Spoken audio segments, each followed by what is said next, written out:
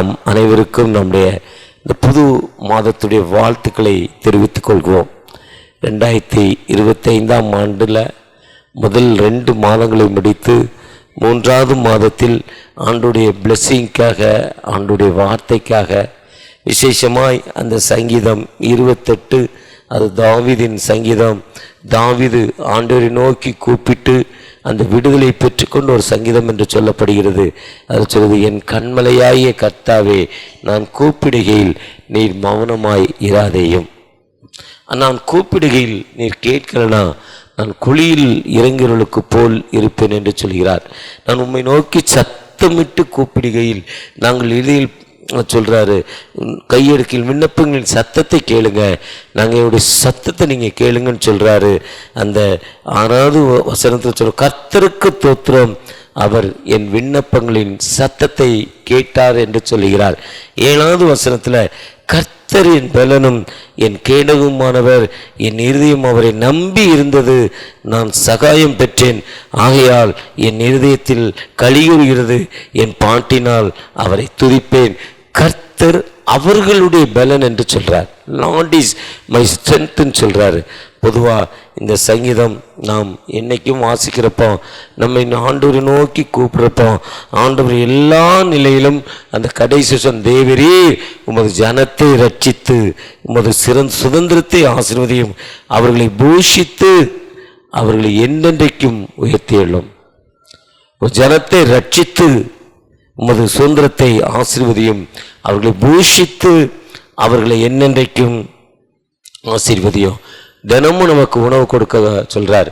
அதுதான் நம்முடைய ஜெபத்தில் சொல்கிறப்போ, பரமண்டலம் இருக்கிற எங்கள் பிதாவே, உம்முடைய நாமம் பரிசுத்தப்படுவதாக, உம்முடைய ராஜ்யம் வருவதாக, உம்முடைய சித்தம் பரமண்டலில் செய்வது போல பூமியிலும் செய்யப்படுவதாக, அன்றென்றும் உள்ள அப்பங்களை எங்களுக்கு தாரும்.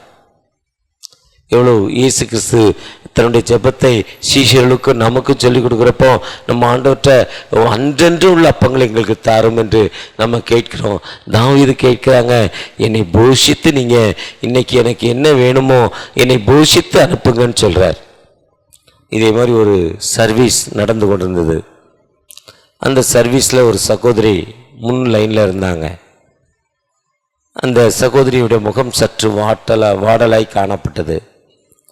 அன்னைக்கு அந்த பாஸ்டர் அன்னைக்கு அந்த மெசேஜ் என்ன எடுத்தார்னா, மத்தேயு 18:19, என் நாமத்தினால் 2-3 பேர் எங்கு கூடியிருக்கீங்களோ அங்கு நான் கூடியிருப்பேன் என்று சொல்கிறார். அதே மாதிரி என் நாமத்தினால் நீங்கள் எவைகளை கேட்டாலும் அவைகளை நான் உங்களுக்கு தருவேன் என்று சொல்லுகிறார். அல்லாமலும் உங்களில் 2-3 பேர் எந்த காரியத்தை குறித்தாலும் பூமியிலே ஒருமனப்பட்டிருந்தால் பரலோகத்திற்கிற நான் என் பிதாவினால் அது அவர்களுக்கு உண்டாகும் என்று உங்களுக்கு சொல்லுகிறேன் என்று சொல்கிறார். ஒன் திங்கிங், ஒன் ஹார்ட், ஒரே மனம் உண்டாயிருந்தால் நீங்கள் கேட்டுக்கொள்வதோ அது பரலோகத்திலிருந்து உங்களுக்கு கிடைக்கும். ஆண்டவர் இப்போ சொல்கிறாரு, எத்தனை பேர் விசுவாசிக்கிறீங்கன்னு கேட்டாராம் அந்த சர்ச்சில். அந்த சர்வீஸில் அந்த மெசேஜ் டைமில் இப்படி வார்த்தை ஆண்டவர் இதை சொல்கிறாங்க, இதை எத்தனை பேர் விசுவாசிக்கிறீங்கிறப்போ ஒரு முன்னால் ஒரு சகோதரி, நான் விசுவாசிக்கிறேன், ஆண்டவருடைய நாமத்தினால் எதை கேட்டாலும் தருவார். யோவான் 14:14 சொல்கிறாரு, என் நாமத்தினால் எவைகளை கேட்டாலும் தருவேன் என்று சொல்கிறார். ஆண்டவர் சொல்ல, நானே கர்த்தர், என்னை இல்லாமல் இரட்சகர் இல்லை என்று சொல்கிறார்.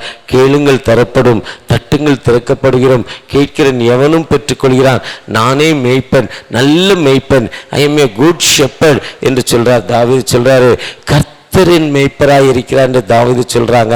அப்படிப்பட்ட ஆண்டவர் எங்களோடு இருக்கிறார். அந்த ஆண்டவர் நீங்க ஒரு மனமா கேட்டீங்கன்னா ஆண்டவர் உங்களுக்கு தருவார்னு நீங்க எத்தனை பேர் விசுவாசிக்கிறீங்கன்னு கேட்டாங்களாம். அந்த முன்னால் இந்த சகோதரி, நான் விசுவாசிக்கிறேன். நம்ம எல்லாம் ஒரே மனமாக கேட்டால், அன்னைக்கு ஒரு மனமாக பயந்த சீஷர்கள் அப்போஸ்தலர் 2ஆம் அதிகாரத்தில் மேல் வீட்டு அறையிலேருந்து அவங்க ஜெபிக்கிறப்போ ஒரு தூயனுடைய மகிமை இறங்கிச்சு, ஒரு வல்லமை அவங்க மத்தியில் இறங்கிச்சு, ஒரு அபிஷேகம் அவங்க மத்தியில் இறங்கிச்சு. அப்போ அவங்களுக்கு சொன்னாங்க, ஜீவாதிபதியை கொலை செய்து நாங்கள் சாட்சிகள். ஆண்டவருடைய சித்தத்தின்படி, தேவனுடைய சித்தத்தின்படி துன்மார்க்குடைய கையினால் ஆணியடித்து கொலை செய்தீர்கள், நாங்கள் சாட்சிகள் சொன்னாங்க. அந்த வல்லமை, அந்த அபிஷேகம், அது மட்டுமல்ல, அந்த தூயவனுடைய மகிமை வந்த பொழுது பேதுருடிகள் சொன்னாங்க, பணம் காசு என்ற ஒன்றும் இல்லைப்பா, the name of the Jesus, கர்த்தருடைய நாமம் என்னிடத்தில் இருக்கு, கர்த்தருடைய நாமத்தினால் எழுந்து நடன்னாங்க. அந்த பவர், அந்த மைட்டி பவர் நம்மகிட்ட இருக்கா? அந்த சகோதரி சொன்னாங்க, நம்மகிட்ட இருக்கு, நம்ம ஒரு மனமாக ஜெபித்தனா ஆண்டவர் எங்களுக்கு விடுதலை தருவார், நிச்சயமாக ஒரு விடுதலை தருவார்னு அந்த சகோதரி சொல்கிறப்போ எல்லாரும் ஜெபிக்க ஆரம்பித்தாங்க. சொன்ன சகோதரியுடைய பிரச்சனை என்னென்னா, அவருடைய கணவர் ஒரு நல்ல குடிகாரர், வாங்குகிற சம்பளத்தெல்லாம் குடிச்சிட்டு வந்துடுவான், வீட்டுக்கு வர மாட்டான், குடிகாரன். இந்த அம்மா கோயில் கூடம்னா ரொம்ப கலட்டாக பண்ணுவான். அந்த சகோதரி விசுவாசத்தோடு சொன்ன பொழுது எல்லாரும் நம்பிக்கையோடு அந்த சகோதரிக்காக ஜெபித்தாங்களாம். அந்த ஆராதனையில், அந்த சண்டே சர்வீஸில் நம்பிக்கையோடு அந்த சகோதரிக்காக எல்லாரும் ஜெபித்தாங்களாம். திருச்சபை ஒருமனப்பட்டு ஜெபித்தாங்களாம். அந்த ஜெபத்தை கேட்ட அந்த ஆண்டவர் அடுத்த வாரமே அந்த தம்பி சர்ச்சுக்கு வந்துட்டாராம். அது மட்டுமல்ல, தன்னுடைய குடி பழக்கத்திலிருந்து விடுதலை கொடுத்தார். ஆண்டவருடைய குடி பழக்கத்திலிருந்து ஒரு முழுமையான ஒரு விடுதலை கொடுத்தார். ஒருவேளை நீங்களும் நானும் இன்னைக்கு ஆண்டோடைய சன்னிதானத்தில் வந்திருக்கிறோம். ஆண்டோடைய சன்னிதானத்தில் வந்திருக்கிற நீங்கள் நானும் ஆண்டவரை நோக்கி பார்க்கிறப்போ, ஆண்டவரே எனக்கு விடுதலை கொடுங்க, உம்முடைய கிருபையை தாங்க தகப்பனே என்று நோக்கி பார்க்கிறப்போ, unto the will cry, O Lord my rock, நம்முடைய சத்தத்தை உயர்த்தி தகப்பனே எனக்கு ஒரு விடுதலை கொடுங்கன்னு கேட்கிறப்போ, இந்த மாதத்துடைய தேவைகள், இந்த மாதத்துடைய பிரச்சனைகள், இந்த மாதம் வெயில் மாதம் ஸ்டார்ட் ஆயிடுச்சு, என் வீட்டில் அந்த ஃபேன் ஓடலைப்பா, அந்த ஃபேனை ரிப்பேர் பண்ணக்கூட என்ற காசு இல்லைன்னு நம்ம ஜெபித்து கொண்டிருக்கோம். அந்த ஜெபத்தை கேட்டு, ஒருவேளை இன்னைக்கு எனக்கு ஒரு ஏசி இருந்தால் ரொம்ப நல்லா இருக்கும்பா, இல்லை 2 ஃபேன் இருந்தால் நல்லா இருக்கும், இவ்வளோ கஷ்டம், எனக்கு ஒரு 4 காட்டன் சாரி காட்டன் சட்டை இருந்தால் எவ்வளோ நல்லா இருக்கும், இல்லாத நிலைமையில வந்திருக்கிறேன்ப்பா, எனக்கு ஒரு விடுதலை கிடைக்காதா, எனக்கு ஒரு ஆசீர்வாதம் கிடைக்காதா என்று ஆண்டவரை நோக்கி அவருடைய சத்தத்தை உயர்த்தி கேட்கிறப்போ நிச்சயமாகவே விடுதலை கொடுக்கும் ஆண்டவர். ஏன்னா அந்த ஆண்டவர் சொல்றாரு, அந்த ஆண்டவர் சாதாரண ஆண்டவர்ல, என் நாமத்தினால் எவைகளை கேட்டாலும் அவர் தருவார். அந்த 5ஆம் வசனத்துல சொல்றப்போ, அவர்கள் கர்த்தருடைய செய்கைகளையும் அவர் கரத்தின் கிரியைகளையும் கவனியாதபடியால் அவளை இடித்து போடுவார், அவளை கட்ட மாட்டார். நம்ம கர்த்தருடைய கிரியையை கவனிக்கல. இந்த வேதம் என் கால்களுக்கு தீபமும் என் பாதைக்கு வெளிச்சமும். இந்த வேதத்தில் உள்ள சத்தியங்கள் ஒரு சாதாரண சத்தியம் இல்லை. கடந்த வாரம் முழுவதும் வெளிப்படுத்தினல் 1:3 என்னோடு பேசிக்கொண்டே இருக்கு. என்ன சொல்லுதுன்னா, இதை நீ வாசிக்கிற, கேட்கிற, ஆனால் இதன்படி நீ நடக்கலன்னு சொல்றார். இந்த சத்தத்தை நீ வாசிக்கிற, நீ கவனிக்கிற. அந்த வெளிப்படுத்தல் 1:3 சொல்றார், நீ அந்த இங்கிலீஷில் சொல்றப்போ ஓ ஹார்ட்ல அதை எழுதிக்கொள், இந்த வார்த்தையை நீ எழுதிக்கொள்கிறார். என் சத்தத்திற்கு ஒருவன் உண்மையாய் செவி கொடுப்பானால், என்னுடைய வார்த்தைக்கு, என்னுடைய சத்தியத்தின்படி, நான் கொடுக்கிற சத்தத்தின்படி நீ உண்மையாய் செவி கொடுப்பாயானால், நிச்சயமாகவே ஆண்டவர் நம்மை உயர்த்தி எல்லா நிலையிலும் நமக்கு விடுதலை கொடுப்பதற்கு ஆயத்தமுள்ள தகப்பனாய் காணப்படுகிறார். அதனால என் நாமத்தினால் 2-3 பேர் எங்க கூடி வந்திருக்கிறோமோ, இது இந்த அதிகாலை 5 மணி ஆராதனையில உம்முடைய ஆண்டவருடைய சரீரத்தையும் இரத்தத்தையும் பெற்றுக்கொள்ள வந்திருக்கிற நாம், தகப்பனே எங்களுக்கு ஒரு விடுதலை கொடுங்க, எங்களை ஆசீர்வதிங்க, நாங்கள் ஒரு மனமாக உம்மை நோக்கி பார்க்கிறோம். என்னுடைய கடன் பிரச்சனை இருக்குப்பா, அந்த கடன் பிரச்சனையிலிருந்து எனக்கு விடுதலை இல்லைப்பா, என் வீடு கட்டப்படாத நிலைமையில் இருக்கிறேன், கட்டப்படாத நிலைமையில் எனக்கு விடுதலை இல்லை. வேதனையோடு கண்ணீரோடு ஜெபிக்கிற நாம், என் மகன் நீட் தேர்வு எழுதி கொண்டிருக்கான், என் மகள் 10th 11th 12th எக்ஸாம் எழுத போகிறாங்க, என் பிள்ளையே இந்த வருஷம் ஸ்கூலில் சேர்க்கணும், ஒரு நல்ல ஸ்கூலில் சேர்க்கணும், நல்ல ஸ்கூலில் சேர்க்கனா குறைஞ்சது ஒரு 50,000 ரூபா ஆகும், ஆனால் எனக்கு பணம் இல்லாத நிலைமையில் இருக்கிறேன் தகப்பனே, 50,000 ரூபாய் பணம் இல்லை, என் பிள்ளையை நான் நல்லா படிக்க வச்சு இந்த உலகத்தில் உயர்ந்த ஒரு ஐஏஎஸ், ஒரு ஐபிஎஸ், ஒரு உயர்ந்த பதவிக்கு கொண்டு வரணும்னு நினைக்கிறேன். ஆனால் அதற்கேற்ற ஆற்றல் என்கிட்ட இல்லைன்னு நீங்கள் ஆண்டவரை கேட்கிறப்போ ஆண்டவர் சொல்றார், கர்த்தர் என் பலன்கிறார். லார்ட் இஸ் மை ஸ்ட்ரென்த்ங்கிறார். 7வது வசனத்தில் சொல்றப்போ கர்த்தர் என் பலன், என் கேடகமானவர், மை ஷீல்டுங்கிறார். அவர் என்னுடைய கேடகம். எனக்கு விரோதமாய் உருவாக்கப்படும் எந்த வித ஆயுதமும் என் மேல டச் பண்ணாதபடி அவர் என் கேடகமாய் இருக்கிறார். Lord is my strength, Lord is my ஷீல்டுன்னு சொல்றார். என் இருதயம் அவரையே நம்பினது. Only hope to the Lord. ஆண்டவரை மட்டும் நம்பி இருக்கிறோம். 71 சொல்றோம், 71:1 கர்த்தரை நம்புகிறவன் கர்த்தரை ஒரு காலம் வெட்கப்பட. கர்த்தாவே, நான் உம்மை நம்பி இருக்கிறேன், நான் ஒரு காலம் வெட்கமடையாதபடி செய்யுங்கிறார். Do not shame. நான் உண்மை நம்பி இருக்கிறேன்ப்பா, நான் ஒரு காலம் வெட்கம் அடையக்கூடாதுப்பா, உம்முடைய பிரசனத்தை எங்களுக்கு தாங்க தகப்பனே, நீங்க இப்படி எனக்கு தர்றப்போ என் இருதயம் ஒரு சந்தோஷத்தினால், என் இருதயம் களிகூறுகிறது என்று அடுத்த அதில் சொன்னார், என் பாட்டினால் அவரை துதிப்பேன். Praise to the Lord. நம்முடைய தேவைகள் சந்திக்கிறப்ப மட்டும்தான் நம்ம ஆண்டவரை துதிக்க முடியும், சந்தோஷமா துதிக்க முடியும். துதிக்க ஆரம்பிக்கிறப்பவே நம்முடைய பிரச்சனைகள் திரையில அந்த படம் வர்றதை போல அந்த திரையில நம்முடைய பிரச்சனைகள் வந்து கொண்டிருக்கிறப்போ நம்ம பிரச்சனைகளை பார்ப்போமா, கர்த்தரை துதிப்போமா? ஆனா கர்த்தர் எனக்கு பலனும் எனக்கு கேடகமாய் இருந்து என்னுடைய பிரச்சனைகளை மாற்றி எனக்கு விடுதலை கொடுக்கும் அந்த ஜீவனுள்ள ஆண்டவர். அவர் நம்மை எல்லா நிலையிலும் நம்மை உயர்த்தி வாழ்வு கொடுக்கும் ஆண்டவர். எல்லா நிலையிலும் நம்மை உயர்த்தி வாழ்வு கொடுக்கும் ஆண்டவர். சார்லஸ் ஸ்பர்ஜன், இங்கிலாந்துடைய பெரிய பாஸ்டர், லட்சக்கணக்கான மக்கள் அவர் மெசேஜ் கேட்டு ரட்சிப்பு பெற்றிருக்காங்க, மீட்பு பெற்றிருக்காங்க.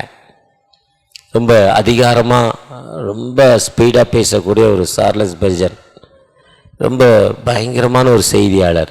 அவர் சர்ச்சு பயங்கரமான கூட்டமாக, பயங்கரமான கூட்டம் இருக்குமா.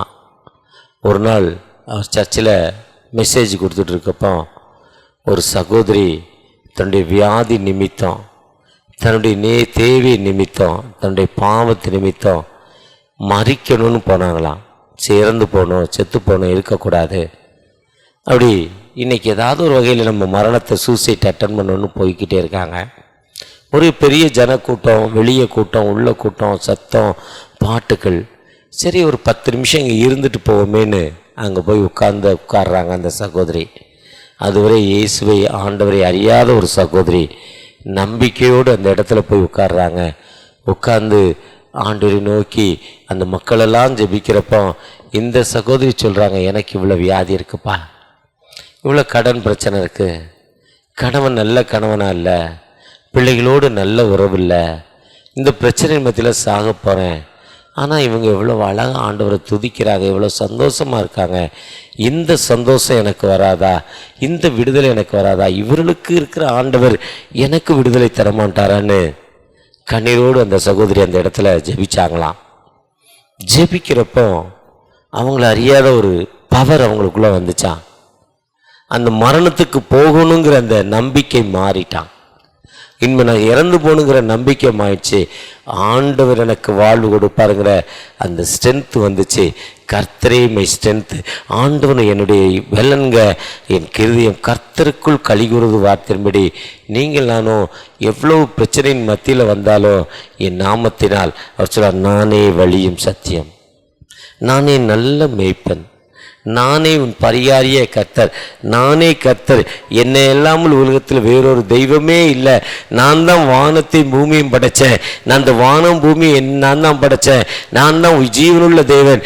எரேமியா 10ஆம் அதிகாரம் 11, 12, 13 வசனங்களை பாசிக்கிறப்போ அவங்களெல்லாம் உருவாக்கலையே, அப்போ அவங்க எப்படி என்னை என்ன பண்ண முடியும்? ஒன்றும் பண்ண முடியும். நான் தான்ப்பா எல்லாத்தையும் உருவாக்குறேன், நீ ஏன் பயப்படுற?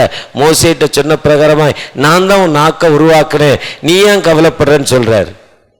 அப்படிப்பட்ட ஆண்டவரை கர்த்தரை தன் தெய்வமாய் கொண்ட ஜனங்கள் வாக்கியம் உள்ளவைகள் என்ற வார்த்தையின்படி நம்ம ஆண்டவரை நோக்கி பார்க்கிறப்போ நிச்சயமாகவே ஆண்டவரை நோக்கி பார்ப்போமா? உம்மை நோக்கி பார்க்கிறோம்.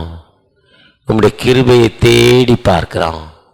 ஒரு விசை கூட மனமிறங்கப்பா, மனமிறங்க தகப்பனே. சங்கீதம் 28 என் கண்மலையாகிய கர்த்தாவே உம்மை நோக்கி கூப்பிடுகிறேன் என்ற வார்த்தையின்படி நாங்கள் உம்மை நோக்கி கூப்பிடுகிறோம். என்னுடைய பிரச்சனை உங்களுக்கு தெரியும்ப்பா, என்னுடைய தேவைகள் எனக்கு தெரியும். இன்னைக்கு இந்த வேலைக்கு இவ்வளோ பணம் கேட்டிருக்காங்க, அப்போ தான் அந்த வேலை கிடைக்குங்கிற கால வேதனையோடு இந்த இடத்துல இருக்கிற இந்த தகப்பனே, அவ்வளோ பணத்துக்கு நான் எங்கப்பா போவேன்? கண்ணீரோடு ஜெபிக்கிற அந்த அன்பு மகளுக்காகப்பா ஒரு விசை கூட மனமிறங்க. உன் துக்க நாட்கள் முடிந்து போச்சு, நான் இன்று முதல் உன்னை ஆசீர்வதிப்பேன் வார்த்தையின்படி அந்த அன்பு சகோதரியை பிளஸ் பண்ணுங்க தகப்பனே. இந்த உலகத்தில் நான் ஏன் வாழணும்? என் கணவர் என்னை நம்பலை, என் பிள்ளைகள் என்னை நம்பலை, ஏதோ என் குடும்பம் என்னை நம்பலை, இந்த குடும்பத்திற்காக எவ்வளவு கஷ்டப்பட்டேன், நான் இனிமேல் வாழணுமா, நான் வாழணுமான்னு ஏக்கத்தோடு ஒரு சகோதரன் கேட்டுக்கொண்டிருக்காங்க. ஒரு விசை கூட மனமிறங்கி, ஐயா நீங்கள் ஒரு ஆறுதலின் தகப்பன் அல்லவா, தேர்தலின் தகப்பன் அல்லவா, அந்த தேவைகளை சந்திங்க தகப்பனே. இதோ எங்கள் பிள்ளைகளப்பா +2 எக்ஸாம் எழுத போகிறாங்கப்பா, 10th எக்ஸாம் எழுத போகிறாங்க, 11th எக்ஸாம் எழுத போகிறாங்க. இந்த வருஷத்தில் என் பிள்ளைகளை ஸ்கூலுக்கு அனுப்ப போகிறேன். இந்த வருஷம் என் மகள் +2 முடித்து, என் மகன் +2 முடித்து கல்லூரிக்கு போகிறான். கல்லூரிக்கு சேர்க்க வேண்டிய பணம் ஏன்ட்ட இல்லை. வேதனையோடு கண்ணீரோடு துன்பத்தோடு ஜெபிக்கிற அந்த அன்பு பிள்ளைகளுக்காக தகப்பனே. ஐயா ஹையர் ஸ்டடீஸ் முடித்து இன்னும் ஹையர் ஸ்டடீஸ் என் பிள்ளை ஃபாரின் போக போகுது, ஃபாரின் அனுப்ப இவ்வளவு லேக்ஸ் வேணும், இந்த பணத்துக்கு எங்கே போவேன்? ஆனால் என் பிள்ளை ஆசைப்படுறான், என் பிள்ளை கேட்குறான், என்கிட்ட இல்லையே தகப்பனே. பரம தகப்பனாய உண்மையே நம்பி இருக்கிறேன். கர்த்தரை நம்புகிற ஜனங்கள் ஒரு காலம் வெட்கம் அடைவதில்லைப்பா. நாங்கள் உண்மை நம்பி இருக்கிற கர்த்தரை தன் நம்பிக்கையாய் கொண்ட ஜனங்கள் பாக்கியம் உள்ளவர்கள் என்று சங்கீதம் 34 சொல்லியிருக்கீங்க. நாங்கள் உண்மையே நம்பி இருக்கிறோம் தகப்பனே. ஒரு விசை கூட இந்த ஏழை கூப்பிட்டால் அவன் கூப்பிடுதலுக்கு வாழ்வு கொடுத்த தகப்பன் அல்லவா. சங்கீதம் 34:6 இந்த ஏழை கூப்பிடுறேப்பா, அந்த தேவையை நீங்க சந்தித்தீங்க, என் கண்ணீரான வாழ்வை மாற்றுங்க. இந்த வியாதிக்கு நீங்க இந்த மாசம் ஒரு ஆபரேஷன் பண்ணித்தான் ஆகணும் டாக்டர் சொல்லியிருக்கிறாரு.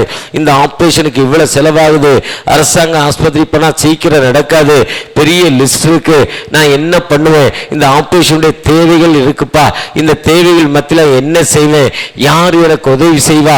அப்படிப்பட்ட ஒரு கண்ணீரோடு இருக்கிற ஒரு அன்பு மகளுக்காக ஜெபிக்கிறேன் தகப்பனே. ஒரு விசை கூட மனமிறங்க. அந்த வியாதியிலிருந்து ஒரு முழுமையான விடுதலைப்பா. அடுத்த 1ஆம் தேதி அவங்க சாட்சி சொல்லணும். ஐயா ஆண்டவரை நோக்கி கூப்பிட்ட, ஆண்டவன் வியாதியை தொட்டார், எனக்கு ஒரு விடுதலை கொடுத்தார், அந்த பிரச்சனையே இல்லாம சகோதரி சாட்சி சொல்ல நீங்க கிருபை செய்யுங்கப்பா. உம்முடைய பிரச்சனை வரட்டும், உம்முடைய இரக்கம் வரட்டும் தகப்பனே. நன்றி நன்றி தகப்பனே, நன்றி. ஆண்டவன் புதிய ஆண்டை தந்து 2 மாதங்களை கடந்து 3ஆவது மாதத்தில் முதல் நாள் காலை வேளையிலும் காணபடியாய் என் கண்மலையாய் கர்த்தாவே உன்னை நோக்கி கூப்பிடுகிறேன், நீ மௌனமாயிராதையும். நீ மௌனமாக இருந்தால் நான் குழியில் இறங்களுக்கு பாவேன்னு சொல்லி சங்கீதக்காரன் சொன்னது போல இந்த காலை வேளையை நோக்கி கூடும்படியான கர்த்தர் கிருபை தந்திருக்கிறார்.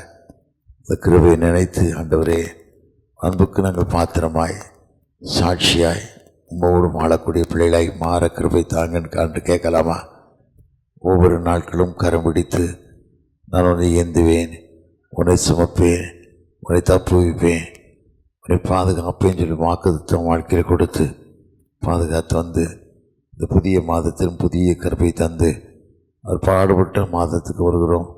பாடுகளை நினைத்து, பாடுகளை அனுசரித்து, பாடுகளுக்கு நம்மளை ஒப்புரவாக்கி கொண்டு நம்முடைய கஷ்டங்கள் வியாதிகள் எல்லாம் மாற்றப்பட, எல்லா பிரச்சனைகளும் சால்வாக ஆண்டவர் பெரிய கிருபை தரப்போகிறார்.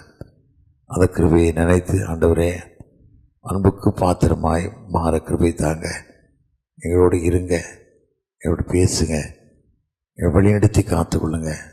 ஆண்டு ஒவ்வொரு நாட்களோடு வழிநடத்தி பாதுகாத்துக் கொள்ளுகிறார். ஆனந்தமா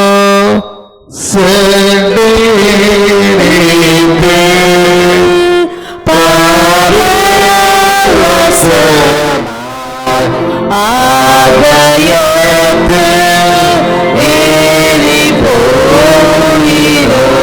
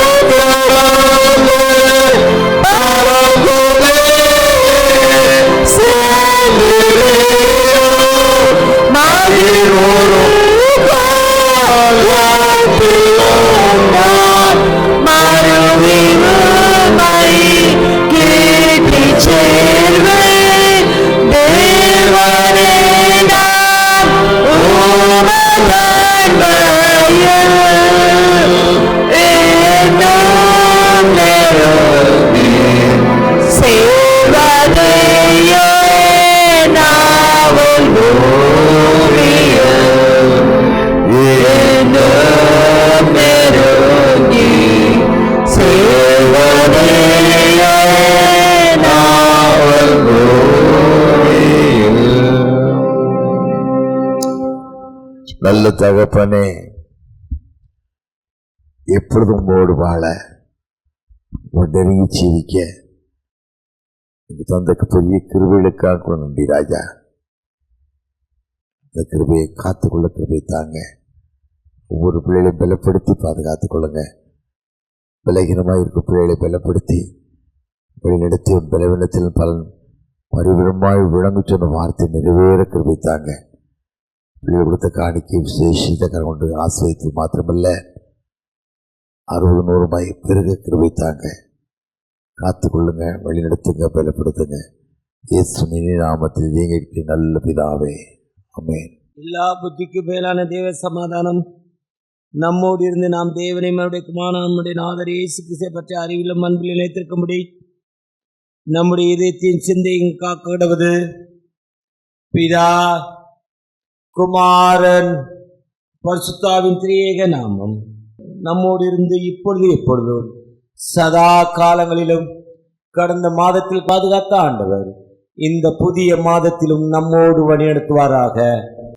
அறுவடை மிகுதியாலோ இல்லை, அன்பரின் கதறல் கேட்டிடுதே. நானிலம் முழுவதும் 400 கோடி நாசத்தின் வழியை நாடிடுதே.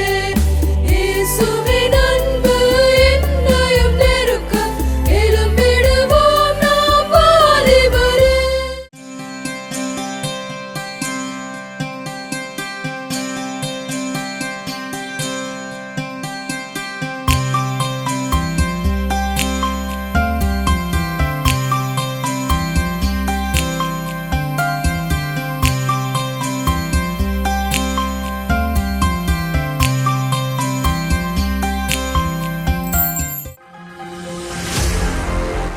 இன்றைய வேத வசனம் 1 யோவான் 2:15. உலகத்திலும் உலகத்தில் உள்ளவைகளிலும் அன்பு கூறாதிருங்கள். ஒருவன் உலகத்தில் அன்பு கூர்ந்தால் அவனிடத்தில் பிதாவின் அன்பில்லை. ஆமென். Today's Bible verse, 1 John chapter 2 verse 15. Do not love the world or the things in the world. If anyone loves the world, the love of the Father is not in him. Amen.